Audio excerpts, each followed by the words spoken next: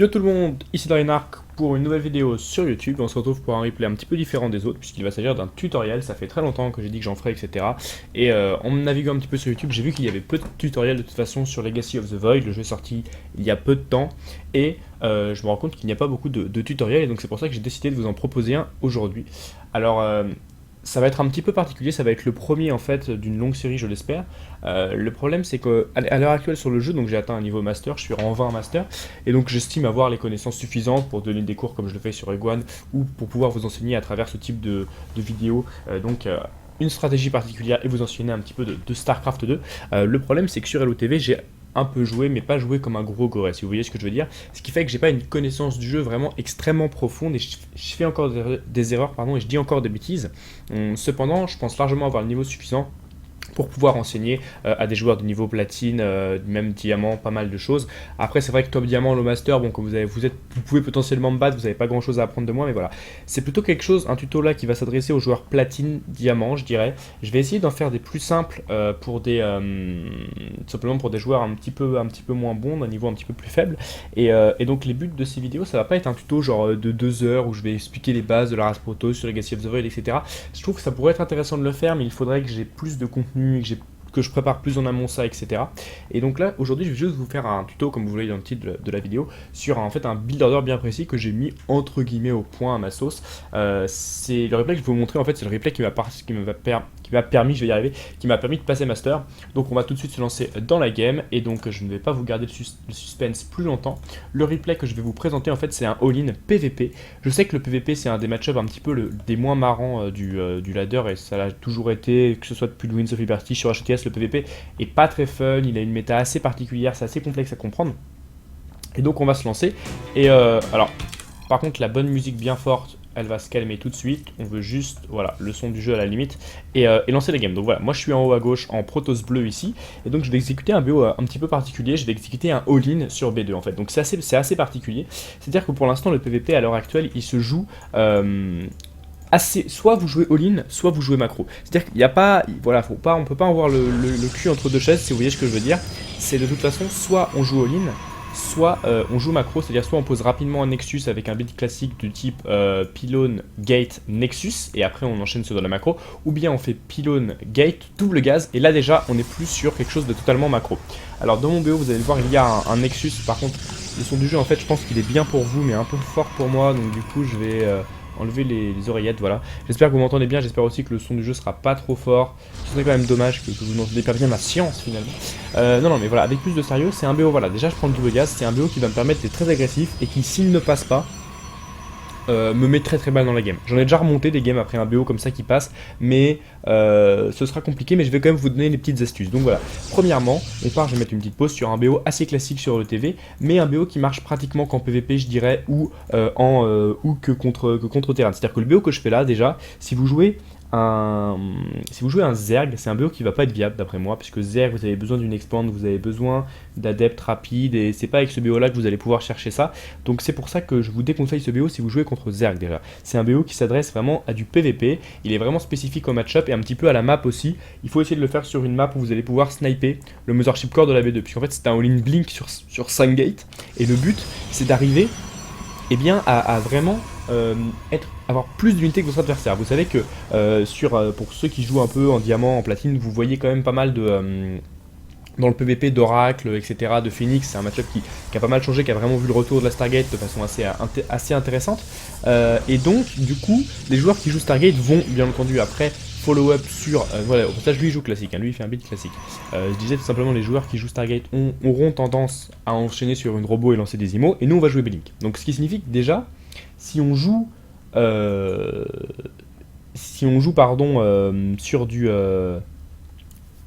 sur du blink et qu'il y a des IMO, c'est pas très bon pour nous. Donc c'est pour ça qu'il faut qu'on arrive avant qu'il y ait trop d'IMO et qu'on arrive à passer. Donc là c'est très simple. Déjà, Quand vous faites ce BO là, ce que vous voulez savoir, c'est qu'est-ce que fait notre adversaire. Est-ce que notre adversaire joue macro ou est-ce qu'il joue un petit peu agressif comme nous aussi, puisque ça va un petit peu changer la physionomie de la partie, puisque le BO va pas être exécuté de la même façon en fait si jamais votre adversaire n'a pas d'expand. Là vous voyez, ma probe arrive, je vois qu'il a un Nexus, là je vais aller scouter avec ma probe.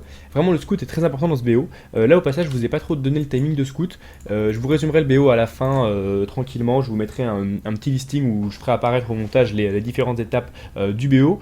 Et donc je disais, le plus important en fait c'est de savoir qu'est-ce qu'a fait votre adversaire pour pouvoir vous adapter. Donc je m'explique. Là vous arrivez dans sa main, on voit qu'il a une expand pris dans un timing normal et qu'il a pris double gaz en gros, qui vient de faire un BO vraiment classique LOTV, c'est un joueur master, voilà il déroule son PVP. Nous qu'est-ce qu'on fait? Là le joueur nous a scouté, il sait qu'on n'a pas de deuxième base, donc concrètement le joueur adverse sait que là on va forcément l'attaquer. Donc lui, il ne va avoir pratiquement d'intérêt qu'à défendre ou à faire une petite agression avec de l'oracle. Là, il n'a pas intérêt à rajouter 5 gates et à essayer de nous attaquer. Il va forcément perdre, j'ai une base de moins que lui, j'ai une meilleure tech, etc. Parce que vous voyez que là, je lance déjà mon Wargate avec mon noyau cybernétique et lui, il pose à peine son noyau. Donc je vais vraiment avoir un avantage technologique sur la partie et c'est là que vous pouvez vraiment en profiter de cet avantage technologique, c'est-à-dire que vous jouez Protoss, vous jouez agressif, vous avez décidé d'être agressif dans ce PVP et votre adversaire lui a décidé de jouer macro. Donc vous avez une fenêtre, vous avez toujours une petite fenêtre dans ce genre de cas qui va vous permettre de porter l'agression et potentiellement de finir la partie. Alors ce qu'il faut bien savoir c'est que votre adversaire il est au courant, là avec ce scout il sait que je vais l'attaquer et il va bien entendu se défendre. C'est pour ça qu'il faut que vous gériez votre attaque du mieux possible pour que votre adversaire soit surpris malgré le fait qu'il sache que vous allez l'attaquer. Donc je vais m'expliquer un peu plus tard dans la partie, c'est-à-dire qu'il va falloir essayer d'attaquer assez vite et pas tergiverser. C'est-à-dire que vous savez que maintenant sur... je vais mettre une petite pause quand même. Là je choisis d'ouvrir avec un adepte en fait parce que il me faut du scout. Il faut que je sache aussi ce que mon adversaire va me faire, puisque moi là je vais faire un all-in blink avec un all-in blink avec seulement un Twilight.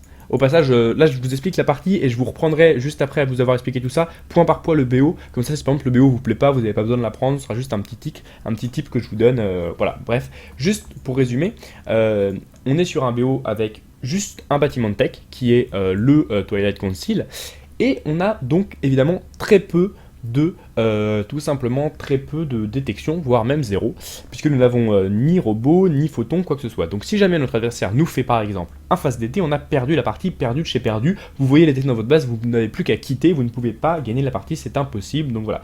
Donc ce qu'il faut savoir c'est que nous, on veut absolument savoir ce que va faire notre adversaire en réaction de notre build. Est-ce qu'il va essayer de se défendre sur la B2 avec des pylônes qu'il va overphotocharger plus tard, ou même avec des photons? Est-ce qu'il va essayer de rush par exemple les immortels, pour pouvoir éventuellement sortir un maximum d'IMO face à notre stratégie? Est-ce qu'il va essayer au contraire d'essayer de jouer aussi un peu agressif de son côté pour nous perturber, etc. Ça c'est vraiment quelque chose qu'il va falloir scouter, et donc c'est pour ça que je recommande ce petit adepte, c'est-à-dire que vous scoutez une première fois, alors le timing de scout, vous scoutez une première fois, moi je pense que le mieux c'est de scouter en fait après le deuxième gaz, c'est-à-dire que vous faites gaz, vous faites gate, double gaz et vous scoutez avec la probe qui a fait le deuxième gaz ou avec la probe qui a fait le noyau cybernétique. Après ça dépend vraiment de la map sur laquelle vous effectuez le BO. Si vous effectuez le BO sur une map assez grande, je vous recommande de scouter un peu plus tôt, c'est-à-dire après la gate, sur une map un peu plus grande, parce qu'il faut quand même avoir l'information assez tôt. Il ne faut pas que vous arriviez par exemple dans sa main et que là il y a un stalker qui vous attend. Alors certes vous saurez qu'il n'y a pas de B2, mais vous voulez quand même check les gaz, etc. Donc voilà, essayez d'aller scouter après ce deuxième gaz. C'est ce qu'il y a de mieux je pense. Et donc après évidemment je parlais de l'adepte, il faut après venir rescouter avec l'adepte. Alors sur cette map on est sur Ulrena, vous avez la particularité d'avoir une distance aérienne très faible entre les deux bases des deux protagonistes de la partie, et de ce fait vous pouvez scouter de façon très intéressante avec le Mokor, chose, je vais arriver à le dire, que je vais faire par la suite. Donc là attention, il y a quelque chose de très intéressant, c'est que lui aussi il a bien joué, il est revenu scouter. C'est-à-dire que là il s'est dit bon, t'as pas de... Et j'ai posé un Nexus aussi. J'ai posé un Nexus. Ce Nexus, il faut que je vous l'explique. On va faire une petite pause. C'est vrai que les tutos, il y a toujours beaucoup d'explications. La game avance lentement. Donc je m'en excuse. Mais c'est vraiment des explications que je me dois de vous apporter. Donc du coup, là, lui, il a bien joué. Il s'est dit bon, t'as pas de Nexus. Qu'est-ce que tu tech? Tu vois, sur quoi tu tech? Il rentre dans ma main, il voit le Twilight. Donc du coup, la stratégie déjà perd un peu de son intérêt. Le but... optimalement, ce serait qu'il scoute pas le Twilight pour vraiment être surpris par le all-in blink en fait. Là il l'a scouté mais c'est pas grave, la stratégie est toujours viable jusqu'à un certain point. Du moment que, mettons que là lui par exemple, il n'est pas fait un Nexus first, c'est-à-dire que vous êtes arrivé au début de la partie, vous avez vu qu'il a fait comme moi double gaz et qu'il essaye de techer rapidement, que ce soit sur une Stargate ou comme moi sur tout simplement un conseil crépusculaire. Là il faut changer votre fusil d'épaule. Là il vous a scouté, s'il n'a pas de B2, s'il n'a pas pris un retard quelconque au niveau de la technologie, vous n'allez pas pouvoir faire de dégâts, vous n'allez pas pouvoir gagner et pouvoir pouvoir passer, tout simplement, vous n'allez pas pouvoir continuer la partie dans de telles conditions, il va pouvoir vous counter, il a toutes les informations sur lui que vous n'avez pas.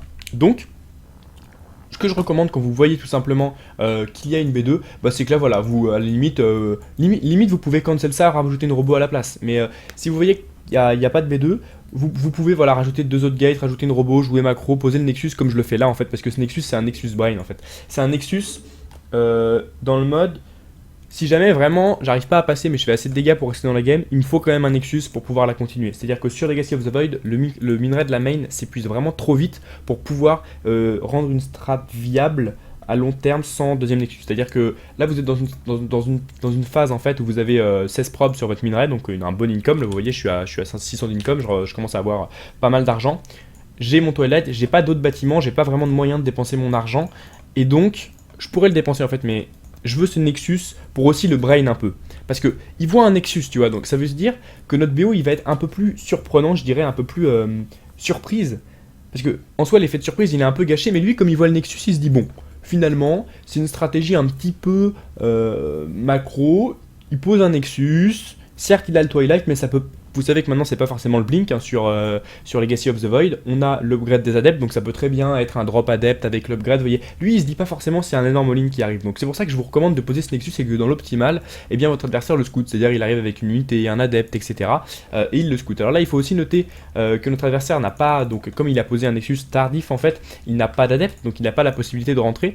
Vous allez pouvoir voir des PVP des fois où vous avez un joueur qui va démarrer avec un build plus classique sur lequel je ferai une vidéo plus tard, c'est-à-dire qu'il va démarrer avec un double gate, masse adepte, etc. Et auquel cas, là aussi c'est problématique puisque vous êtes scouté, mais vous avez toujours cet avantage, c'est-à-dire de vous dire, là je tech vite, si mon adversaire lui fait des unités ou fait de l'économie, c'est-à-dire si lui il ne tech pas, j'aurai un avantage à un moment ou à un autre. Alors, dans la mesure, on va dire dans une moindre mesure, si je ne perds pas trop d'économie sur une potentielle de ces agressions early, etc.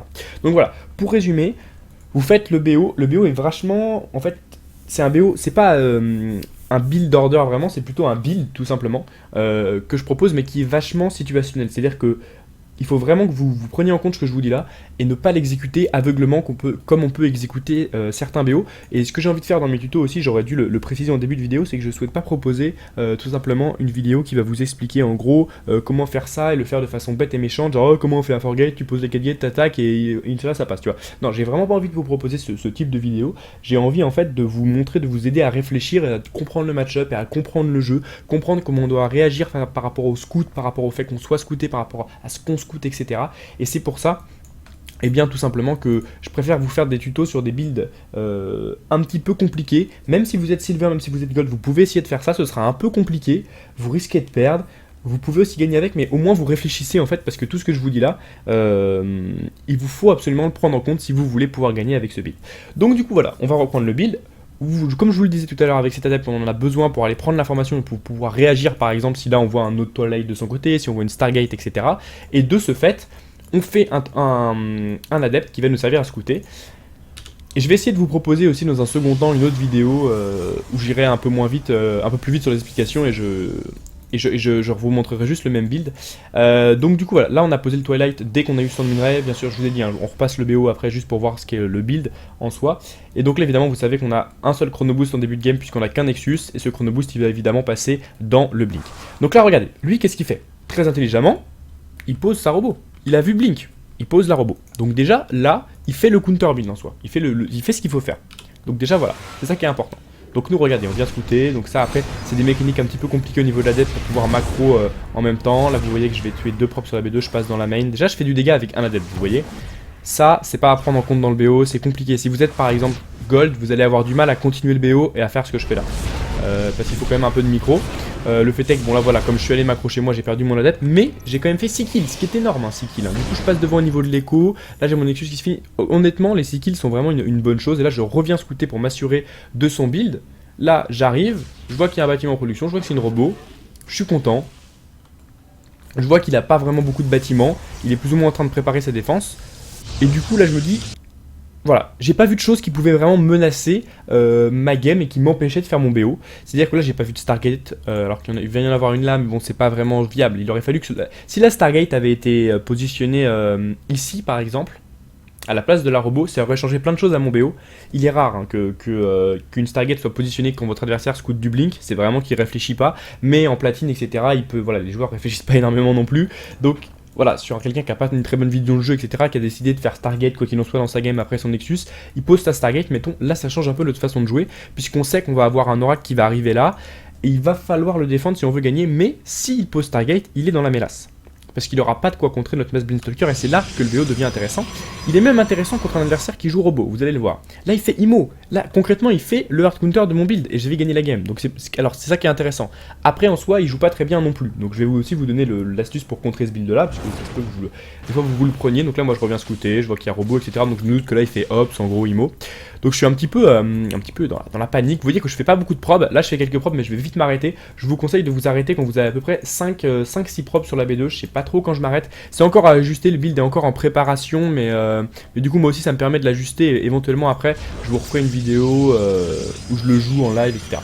Donc qu'est-ce qu'on fait? On chronoboost le blink, on rajoute nos gates. Alors tout ça je vous le regarde, on le reprendra après pour savoir quand rajouter les gates. Et là le délire ça va être d'attaquer. Lui vous voyez que là il va essayer de se défendre, il va essayer de rajouter des IMO, de rajouter des pylônes. Le problème c'est que là son choix Stargate ça lui coûte beaucoup trop cher. Cette Stargate elle aurait dû être investir pour rajouter des gates, rajouter de la production et pour potentiellement pouvoir défendre, mais là il fait une erreur. Et en fait ce qui est assez intéressant c'est que mon build il est pas connu en fait. C'est ce que je fais là, c'est pas un build connu. Vous voyez genre le 5 gate all-in blink sans tech sur un Nexus, sur 2 Nexus c'est pas très commun. Ça s'apparente plus ou moins au All-in Blink 4 Gate 2 ou HETS et Winds of Liberty, sauf que là on est sur un Nexus et on est sur LETV, il y a beaucoup de choses qui changent, notamment le proxy pylon en fait. C'est-à-dire que dans ce build là, avant vous posiez un proxy pylon et évidemment vous faisiez du stalker. Là on a un problème, on peut plus warper du stalker rapidement près de la base de votre adversaire avec un proxy pylon. Il faut une robot. Le problème c'est que si on veut attaquer vite, rapidement et surprendre l'adversaire, la robot prend trop de temps en fait. C'est-à-dire que là si dans mon BO je dois intégrer une robot, ça va me retarder sur ma gate, ça va me retarder sur mon écho, ça peut potentiellement retarder mon blink, retarder mon timing d'attaque, donc non. Ce build est fait réaliser sans robot, et c'est en ça qu'il est très all-in, puisque si vous passez pas, derrière vous n'avez pas de quoi vraiment rajouter des unités, et je pense que ce build est à faire sur vraiment des petites maps. Je pense là à Ulrena, voilà, à Terrasse de Prion peut-être, puisque Terrasse de Prion, Ulrena, peut-être la map protocole central là qui est assez cheesy, mais c'est pas à faire sur Ruine de Serras, sur chantier naval orbital. Dust Tower, vous pouvez potentiellement le faire, mais sur des grandes maps en fait, c'est pas pratique. Sur des grandes maps avec une B2 à l'intérieur, je pense dans la chantier naval orbital, Dust Tower, c'est pas les bonnes maps pour faire ce BO. Pour la simple et bonne raison que déjà vous n'avez pas une B2 ouverte, il n'y a qu'une rampe et c'est beaucoup plus facile beaucoup plus difficile de monter quand il n'y a qu'une rampe comme ça et 3 pylônes en haut que de monter là où vous avez quand même une grande surface de zone de contact. Donc c'est pour ça que ce build là, je le recommande vraiment sur 3 maps au maximum, et il est à effectuer voilà, avec tout simplement un pylône sur votre B2. C'est-à-dire que là je vais warper mes renforts depuis ma B2, tout simplement. Là j'y vais, j'ai mon blink, on y va et on tente de passer là. On est à 4 minutes 45, il faut attaquer, il faut surprendre. Là vous voyez que lui il fait un oracle, il fait une forge et tout, là il voit vraiment à long terme, il fait des probes, là vous voyez il fait des probes, il essaye de prendre l'ascendant, le problème c'est que du coup il produit pas, et moi je vais prendre l'avantage. Et donc comme je sais qu'il n'y a pas, alors moi je le sais pas, mais normalement comme j'ai vu qu'il n'y avait pas de Stargate ici, j'ai pas à me soucier en fait de laisser un Mokor à la maison pour pouvoir overphoto-charger des pylônes, etc. face à un adepte. Je m'en fous en fait, mon Mokor il me le faut pour l'attaque. Et le point le plus important du BO, il arrive maintenant. Si vous voulez gagner avec ce BO, il faut que vous snipiez le Mothership Core B2. C'est-à-dire un bon joueur qui a son Mokor genre là, vous êtes dans la merde en fait. Parce que concrètement ce BO, il est super greedy, il y a plein de choses qui rentrent en compte. Mais quand vous faites ce que je vais faire là, c'est pratiquement win en fait. Parce que là regardez, là j'arrive, je vois le Mokor. Je me mets dans ma vue, je vois le Mokor. Je sais que là, il a qu'un pylône en plus sur la B2. Il me faut absolument tuer le Mokor. Si le Mokor reste en vie, il va pouvoir photon charger. Il a 125 d'énergie. Il peut lancer genre 6 photons overcharge. Et je vais galérer à passer. Donc là, il faut absolument tuer le Mokor. Donc là, vous donnez tout pour le Mokor. Là, je suis dans la surcharge. Potentiellement, j'ai l'IMO qui peut me taper dessus. Non, il faut tuer le Mothership Core. Voilà. Et là, après, on peut discuter. Puisque maintenant, il n'y a plus de surcharge photonique. C'est-à-dire que même s'il refait son Mokor rapidement, il n'a plus de surcharge. Et là, vous voyez, j'envoie mes renforts de la B2. Et maintenant, le but, c'est de passer. Donc la blinking sur l'IMO. C'est un all-in blink. Après là la micro du all-in blink, je vous invite à regarder d'autres vidéos sur les all-in blink de Winds of Liberty, c'est la même technique en fait, à peu de choses près. Là voilà, maintenant vous avez plus qu'à gérer les stalker blink, à prendre les bonnes décisions. Ça après je peux pas vraiment, c'est vraiment situationnel, quand blinking, quand blink back, quand gérer les stalkers un par un, et là normalement j'ai à peu près gagné. Donc en gros, c'est un BO très particulier. Et là vous voyez en fait, là l'oracle il arrive, donc du coup moi je suis un peu pris au dépourvu, mais je suis réactif, je m'en vais. Et en fait, le truc c'est que son oracle, ça le met dans le mal, parce que s'il avait fait tout simplement genre 2 IMO de plus à la place de son oracle, j'aurais eu beaucoup de mal à passer. Puisque concrètement, là s'il avait fait genre masse, adept, IMO avec 3 pylônes sur la B2, je passais pas. Donc c'est ça la grosse truc, c'est qu'il m'a vraiment scouté tôt. Il a essayé de me counter d'une façon un peu bizarre en mode je fais des IMO, il m'a pas bien counter en fait. Mais et là voilà, je vais gagner la game parce que je l'ai surpris. Mais ce qu'il faut savoir, c'est que c'est vraiment pas à faire sur une grande map, etc. Donc c'était voilà, et là, normalement il va quitter. Donc c'est la game qui m'a permis d'upmaster aussi. Donc ce BO je l'ai fait 2-3 fois en ladder, il est passé plusieurs fois. Donc c'est pour ça que je souhaite vous en faire un tuto, parce qu'a priori moi je l'ai jamais vu quelque part. En plus j'ai pas regardé beaucoup de matchs PVP actuellement sur LOTV au niveau pro, donc je sais pas s'il y a des BO similaires qui ont été effectués, mais je trouve que ça peut être un moyen sympa de faire un all-in, pas complètement retard, en mode je fais un 4 gate ou un 5 gate sur une base, ou je te proxy 3 gates sur ta B2, tu vois, genre. C'est un all-in un petit peu plus subtil, dans le sens où là je suis all-in, vous voyez, parce que derrière j'ai pas de tech, c'est-à-dire que là si je fais pas de dégâts, si je lui tue pas la B2, si je fais pas énormément de dégâts, je peux plus win. Ou alors c'est très compliqué, où il faut vraiment lui tuer la moitié de ses propres. Mais en tout cas, c'est pas un BO retard. Pour moi, c'est un BO où il faut un peu réfléchir. Comme je vous l'ai expliqué, il y a pas mal de trucs qui rentrent en compte sur est-ce qu'il va jouer macro, est-ce qu'il va pas jouer macro. Pour moi, la meilleure façon de le passer, là, la situation était presque optimale, à l'exception près qu'il est revenu scouter en fait mon Twilight. Optimalement, il faut que vous arriviez à sortir un Mokor ou un Adepte rapidement, le plus rapidement possible après la fin de votre noyau cybernétique. Et de tuer, ou en tout cas d'avoir une unité ici avant de poser le Twilight. Moi j'ai posé le Twilight un peu tôt, avant même d'avoir mon adepte, et donc du coup il a pu monter et le voir. Moi ce que je vous recommande, c'est de sortir un adepte, de poser votre Twilight, et là on peut discuter puisqu'il voit pas votre tech. Là s'il avait pas vu ma tech, il aurait vraiment été un peu brain en soi, parce qu'il aurait vraiment pas su ce que j'allais faire, tu vois. Il voit que je suis sur B1 rapide, que je pose pas de B2, il voit que je pose une B2, mais il sait pas ce que j'en ai fait en fait. Alors que là il a vraiment tout scouté, il avait toute l'info pour me contrer. Hein. Concrètement, là il avait juste à annuler cette putain de Stargate, faire juste 5 gates. 3 pylônes, parce qu'il n'y en avait qu'un, c'était mauvais, ces gates étaient mal positionnés, il suffit d'avoir 3 pylônes ici, bien alignés, de l'armée, des sentries, des adeptes, un IMO, et il aurait pu, 2 IMO, il aurait pu complètement me rouler dessus. Après peut-être que moi j'aurais pu négocier avec de la micro, machin, je lui aurais snipé le Mokor, mais en tout cas, genre ce qu'il faut faire, c'est arriver dans la B2 rapidement avec 5-6 stalkers au début, vous ciblez, tout ce que vous voulez c'est le Mokor en fait. Si le Mokor est dans la main pour contrer un oracle, c'est pas grave, puisqu'il pourra pas overphoto-charger les pylônes de la B2, donc vous avez du temps de jeu et vous pouvez commencer à travailler sur les IMO, sur les probes, etc. Si vous avez le Mokor qui est entre ici, et que vous avez une vision, ne serait-ce qu'une simple vision sur lui, vous faites un blink-in, clic droit, à clic sur le Mokor, et il faut tuer ce Mokor. Parce que si vous tuez pas ce Mokor, il peut s'amuser à over-photo-charger, et là c'est la merde pour passer. Donc voilà pour le BO. On va se repasser la vidéo du début, juste pour vous montrer un peu le timing des gates, le timing des scouts rapidement. Et puis bah après, voilà, hein, j'espère que les quelques conseils que je vous aurai donnés là vous seront utiles pour aller affronter le ladder, et vous pourrez essayer de reproduire ça. Donc le plus important dans cette stratégie, c'est de faire double gaz et de ne pas poser un Nexus rapide. Là vous voyez, je pose mon Magate, hop là, double gaz à 17 de pop, petit taux de pylône à 18. Là voilà, 2 props sur le gaz. Alors là j'ai pas trop encore ajusté ce petit truc. Je me dis qu'en début de game, comme on a besoin de pas mal d'argent pour poser le Mokor et pour aller poser le Nexus après, je vais vous donner aussi le timing du Nexus. Il faut, je pense, dans un premier temps, vous mettez 2 props sur le gaz. En fait, tout simplement jusqu'à, je dirais, 21, 22 de pop, juste pendant un petit timing, histoire que vous accumuliez un peu de minerais. Et après, et donc voilà, là vous voyez, j'ai scouté après le Mokor. J'aurais pu scouter après mon deuxième gaz, mais bon, de toute façon, dans ce cas-là, j'apprends pas grand-chose, que je scoute avant ou après, je vois la même chose et je comprends la même chose, donc c'est pas vraiment le problème. Après, sur des maps un peu plus grandes, je vous conseille de scouter un peu plus tôt quand même, parce que si vous avez, s'il a fait le même BO que moi et qu'il a ne serait-ce qu'un Mokor ou un truc qui vous empêche de scouter, ça peut vraiment être compliqué. Donc là, vous voyez, on est vers 22-23 de pop, j'ai mis les 2 props sur le gaz, comme ça, voilà. Et donc là, ce que j'ai fait, c'est que j'ai vu sa prop se barrer. Et je me suis dit un peu bêtement, ok, t'es en train de rentrer à la maison, tu vois. Il t'a vu que j'avais fait double gaz, du coup tu rentres, et c'était bête de ma part, et là ce que je fais là, je devrais pas le faire. Je pense que le mieux, une fois que vous avez votre Mokor qui sort, vous faites Warp Gate, Adept, Mokor, et après vous lancez le Twilight. Et vous chrono-boostez, je dirais, le Mokor, parce qu'il est plus rapide à sortir que l'Adept, après il faut vérifier, je connais pas exactement le timing. Mais quoi qu'il en soit, voilà, là je pose un peu tôt. Et là il va revenir je crois bientôt. Voilà, là il revient maintenant et c'est là où il scoute tout. Là ce scout, voilà, là il faut juste delay un peu votre conseil crépusculaire. C'est pas grave si ça arrive un peu plus tard dans la B2 de votre adversaire.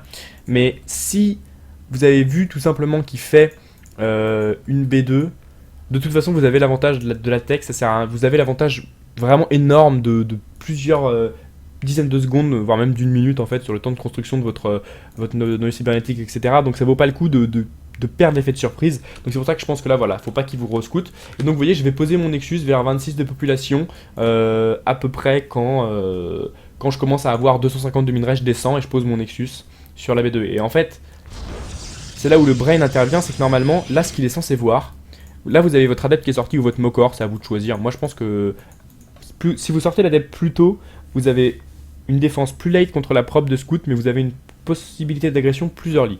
Donc c'est à choisir, je pense que le Mokor est quand même mieux. Dans l'idéal, vous avez votre Mokor qui est là, vous avez votre prop qui pose le Nexus, et là, vous avez sa prop qui revient en fait.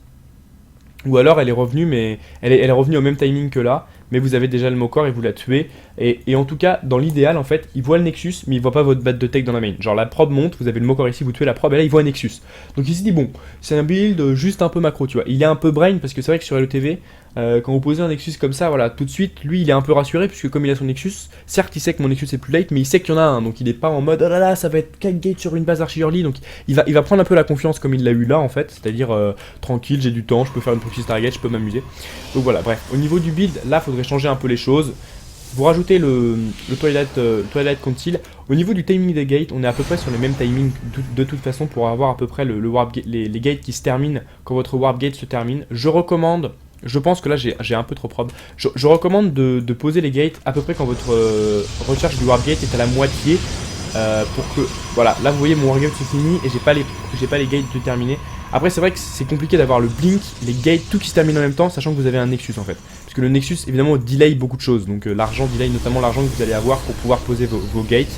Et sinon je pense que il faut peut-être annuler un peu les probes que j'ai fait. Vous voyez là j'ai beaucoup probes, peut-être que 33 c'est beaucoup. Je pense qu'on peut s'arrêter à 30.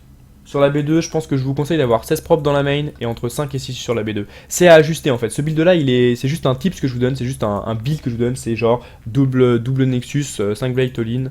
Voilà, je le fais sur 5 gates. Vous pouvez le faire plus late par exemple sur 7 gates. Après, je pense que le mieux c'est d'arriver le plus tôt possible pour prendre par surprise votre adversaire qui en fait est en train de penser que vous jouez macro et qui lui prépare sa macro un peu comme ça en mode je rajoute des gates, je fais des IMO ou alors je fais même des Phoenix, hein, il aurait très bien pu faire Mass Phoenix, mais je pense que Mass Phoenix, ce BO est très fort contre Mass Phoenix puisque vous avez une bonne mobilité en fait contre les Phoenix et vous avez surtout un gros rythme de production en early contre les unités aériennes, ce qui peut être très puissant. Donc voilà pour le build. Et après vous attaquez, donc vous ralliez vos unités simplement avec votre pylône B2. Alors après je suis en train de travailler sur une version 2 du BO où vous posez une des 5 gates en proxy avec le pylône pour warper de près, etc. Mais ça demande encore du travail, le BO n'est pas encore peaufiné au maximum et j'ai pas envie voilà, d'essayer de vous inventer un truc sur le moment là ou même demain, etc. Je vais continuer de travailler le BO et quand j'aurai une version, la V2 du BO, complètement dingue, complètement OP, je vous la proposerai. Donc voilà pour les timings de BO. Donc je résume,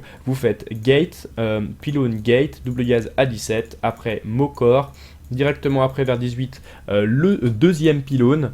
Ensuite, une fois que votre Mokor est terminé, vous envoyez adepte pour aller scouter, pour prendre l'information.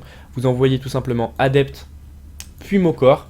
Une fois qu'un des deux trucs est sorti, en chrono-boostant ce que vous voulez, moi je recommande de chrono-booster le Mokor, vous posez votre Twilight vers 252 minerais, vous posez une B2, et après quand vous avez environ, vous êtes à peu près environ à la moitié, aux 3/4 de votre Wargate, vous rajoutez 4 gates, et après vous passez à l'attaque.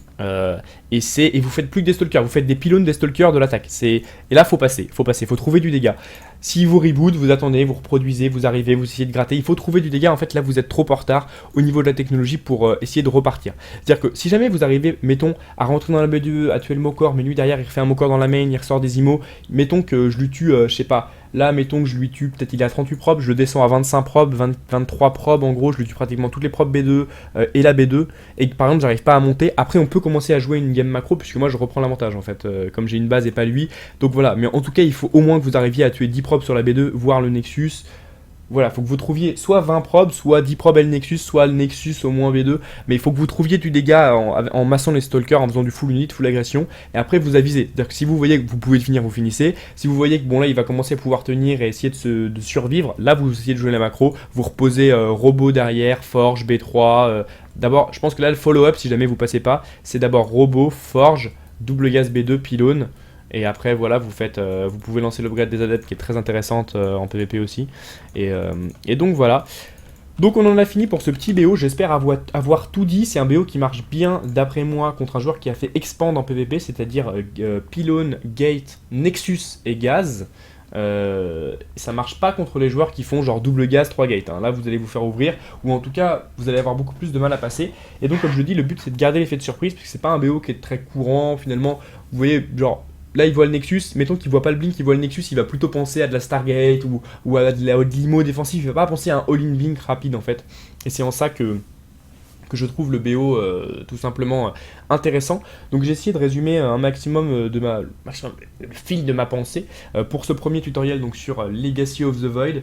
J'ai longtemps cherché sur quoi j'allais vous faire un tuto, parce que en regardant sur YouTube, il y a beaucoup de gens qui ont fait des vidéos genre les bases de proto, sinon c'est une game contre un bot, ils font alors voilà, faut faire ça. Mais moi en fait, j'ai envie de m'adresser à un public un tout petit peu plus élevé que genre le bronze gold. Et dites-moi ce que vous en pensez, dites-moi aussi quel est votre niveau global au niveau des vidéos. Ce tuto là s'adresse pour moi plutôt à un niveau platine diamant, je vous cache pas. En silver, vous allez avoir du mal à exécuter, à comprendre un peu tout ce que je vous ai dit là, parce que les joueurs n'auront pas du tout les mêmes timings que par exemple le master que j'ai joué, et donc ça va un peu vous perturber. Mais voilà, vous pouvez toujours essayer de le faire, ça peut être intéressant de l'adapter à votre sauce. Ça, c'est un BO qui s'adapte. Moi, je vous donne le build que j'ai trouvé sympa. Après, c'est à vous de l'adapter à votre sauce. Hein. Si vous avez envie d'attaquer un peu plus tard avec plus, ou plus tôt avec moins, ou attaquer même 5 gates sans le Nexus, ou juste faire le Nexus, faire aucune probe et attaquer par exemple avec seulement 4 gates. Voilà, vraiment, il y a vraiment pas mal d'adaptations à faire avec ce BO. Je vous donne un petit peu les ficelles du truc. Le but c'est de sanctionner un mec qui a fait une B2 avec un BO double gaz early en fait. C'est ça le but principal de... c'est ça le but tout simplement principal de ce BO. J'espère qu'il vous a plu. Dites-moi dans les commentaires ce que vous en avez pensé et si mon explication était digne de ce que je souhaitais revendiquer, c'est-à-dire un niveau master qui peut me permettre de vous expliquer 2-3 trucs. J'ai certainement dû dire des bêtises dans la vidéo, c'est possible. Je vous invite pour ça, si vous avez un meilleur niveau que moi, ou même si vous pensez que j'ai pas dit les bonnes choses, à m'inviter à me le dire, parce que toutes les critiques sont toujours bonnes à prendre de toute façon. Et je vais essayer de revenir sur un tuto qui va s'adresser peut-être dans le prochain épisode à des joueurs un petit peu moins forts, et peut-être un build order. Là, je vous ai vraiment proposé un build et tout un peu complexe, avec pas mal de notions, parce que voilà, j'estime que maintenant la plupart des gens qui jouent à StarCraft 2 sont des joueurs avisés, mais malheureusement, ce n'est pas le cas. Malheureusement pour moi qui ai envie de proposer du contenu très complexe, ce n'est pas le cas. Et c'est pour ça que je vais essayer de vous expliquer dans des vidéos un peu plus simples du contenu, on va dire un peu plus basique, avec un build juste, voilà le build, quel est le build classique en PVZ, quel est le build classique en PVP, le plus classique combat machin. Là je vous explique un truc compliqué. Moi j'ai envie de vous dire pourquoi pas commencer par compliqué, comme ça après les trucs simples vous paraîtront encore plus simples et vous pourrez peut-être progresser plus vite, je ne sais pas. En tout cas c'était Draenark, j'espère que cette vidéo vous aura été utile et je vous donne rendez-vous tout simplement très vite pour un nouveau tuto. Si vous avez aussi des tutos que vous souhaiteriez voir en Protoss, n'hésitez pas à me le demander, je vais faire que du tuto Protoss pour le moment parce que je maîtrise pas assez bien les autres races. Et puis j'espère que ça va vous aider à progresser sur le ladder, c'était Draenark, salut.